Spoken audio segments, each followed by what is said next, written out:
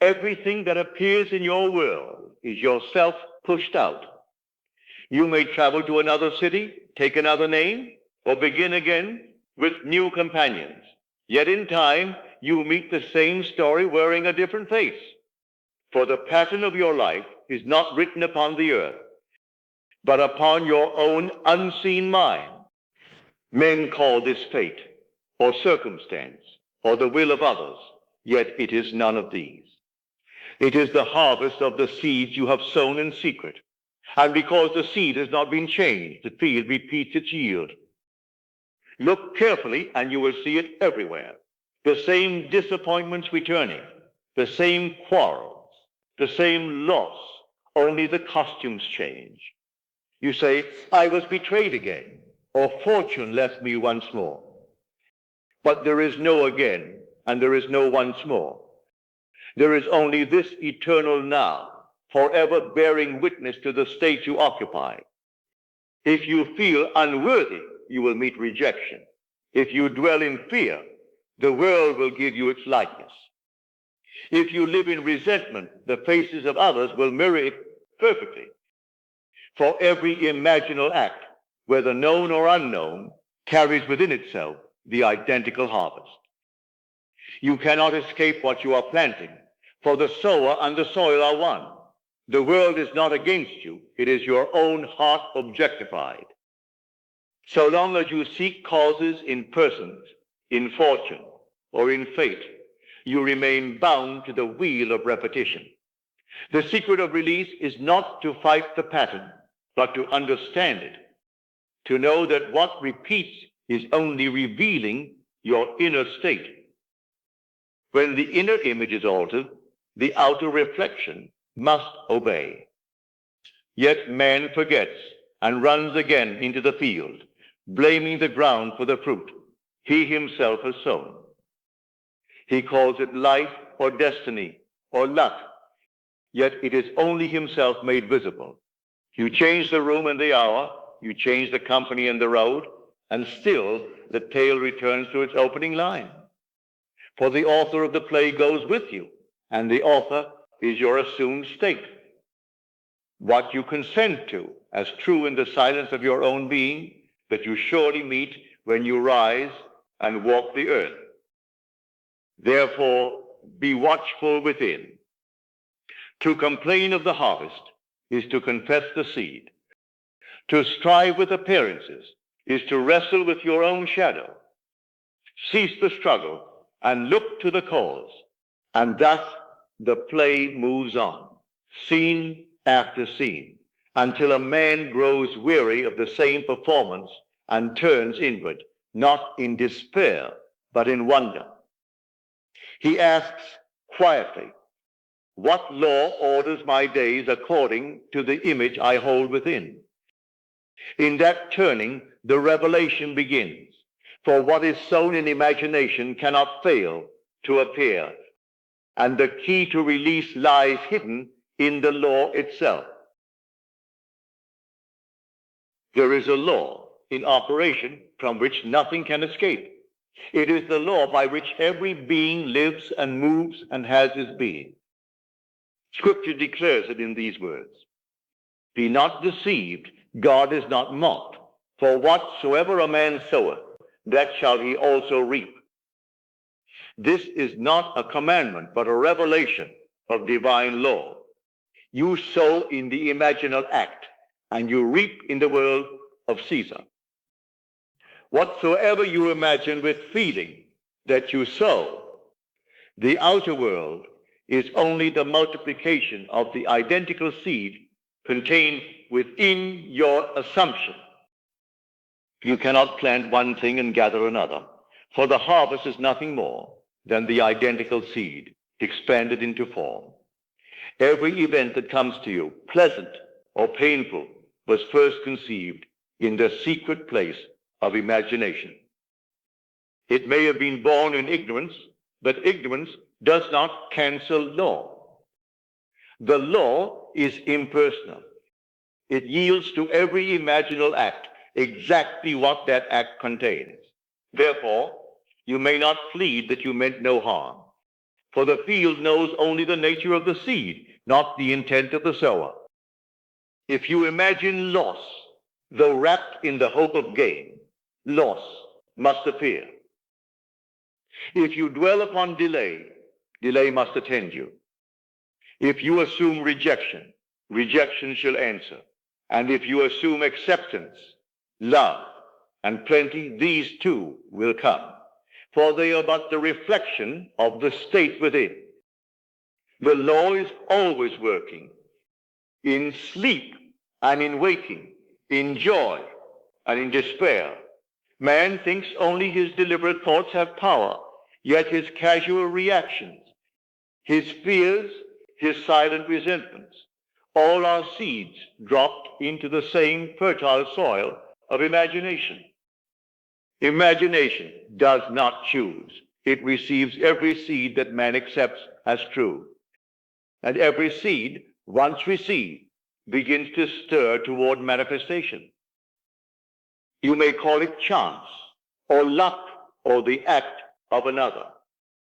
But look again, and you will see only the echo of your own imaginal act returning to you. The world is yourself made visible, the mirror in which your inner conversation is made visible. To know this is to stand upon holy ground, for here begins dominion.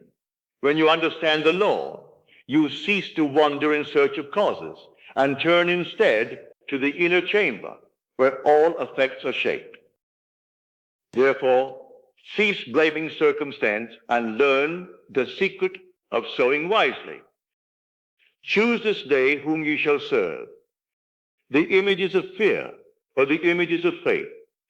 For whatsoever you consent to as true in imagination, that you must meet in the outer world, multiplied, pressed down, and running over. Creation does not stop when you cease to imagine. The law never rests, for imagination is the eternal act of God in man.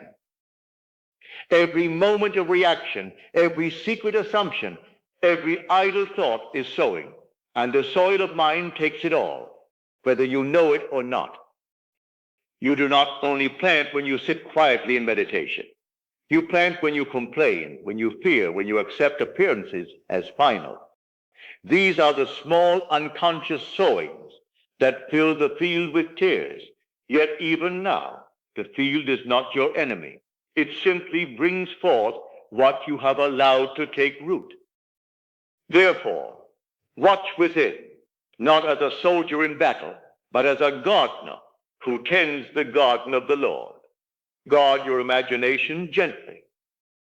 Do not wrestle with passing shadows, for fleeting doubts and fears have no harvest unless you dwell upon them. They are but birds that fly over the field. They cannot build their nests unless you permit them rest. Dwell instead in the state you desire to see made visible. Feel it real until it becomes the atmosphere in which you breathe. And if, having planted, you see no sign, do not be anxious. The seed grows in the dark. There is an appointed hour for every imaginal act to ripen into fact, and impatience is but the digging up of that seed. The farmer does not cry because he sees no blade upon the second day. He knows that life is working unseen beneath the soil. So it is with the imaginal seed. Trust its unseen growth. To change the seed is to change the assumption that governs you. You cannot alter the outer by will or effort, but you can assume a new inner state and live from it as though it were already true. The law will mirror it faithfully, for the harvest cannot deny its seed, nor the shadow disobey its light. When you find yourself repeating the same story, do not despair. Rejoice, for you have discovered the seed. In that discovery lies your freedom. Withdraw your attention from the old state and place it upon the new. Say within yourself, I am the one who lives in the end. then rest in the feeling of fulfillment and let the world rearrange itself around that truth. The secret is persistence in the new assumption until it feels natural. Do not count the days, nor measure the distance between desire and its appearance. Time is the servant of your conviction, not its master. Every imaginal act has its own appointed season, and it comes not by anxious striving, but by quiet faith. Therefore, let the heart be still, for stillness is not idleness, but confidence that the seed has been accepted. When you no longer look for signs, when you cease asking how or when, the law fulfills itself without resistance.